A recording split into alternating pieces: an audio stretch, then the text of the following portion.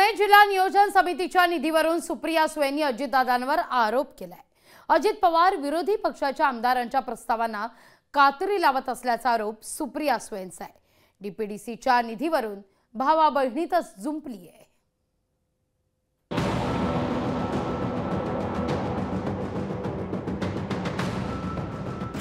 डीपीडीसीच्या निधीवरून अजितदादांवर सुप्रियाताईंचे आरोप।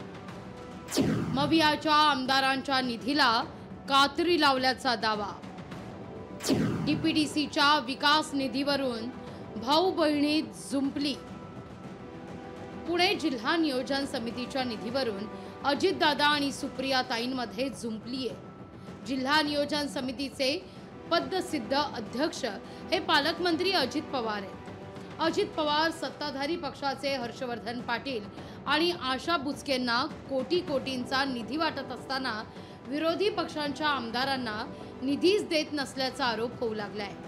डीपीडीसीच्या निधी वाटपावरून विरोधकांना वगळल्याचा आरोप सुप्रिया सुळेंनी केलाय। अजित पवारांचं वागणं संविधान विरोधी असल्याचा आरोप सुप्रिया सुळेंनी केलाय। आम्ही चौघांनी अनेक लिस्ट देतोय आणि सातत्याने आम्ही जो निधी मागतो त्याच्यावर काट मारली जाते। आजपर्यंत सिलेक्टिव्हली हा निधी दिला जातो, याचाच आम्हाला वाईट वाटतंय आणि याचा आम्ही जाहीर निषेध करण्यासाठी आलोय। राज्यात सर्वत्र सत्ताधारी महायुतीचे नेते डीपीडीच्या निधी वाटपात पक्षपात करत असल्याचा आरोप विरोधी पक्ष नेत्यांनी केलाय। सत्ताधारी पक्षांना मोठी खिरापत वाटली जाते। विरोधी पक्षाच्या आमदारांच्या मतदारसंघात निधी कुठलाही दिलेला जात नाही। विरोधी पक्षाचे आमदार काय महाराष्ट्रात नाही का?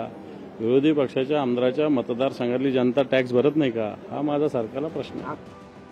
अजित पवार विकास कामांकरता निधी देताना भेदभाव करत नसल्याचा दावा करतायत। सुप्रिया सुळेंना मात्र हा दावा मान्य नाहीये। अजित पवार पक्षपातीपणा करत असल्याचा आरोप सुप्रिया सुळेंनी केलाय। या आरोपांना अजित पवार काय उत्तर देतात हे पाहणं औत्सुक्याचं आहे।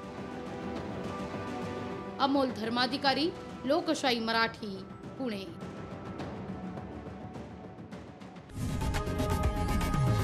लोकशाही मराठी ऐका, पहा, जागरूक रहा।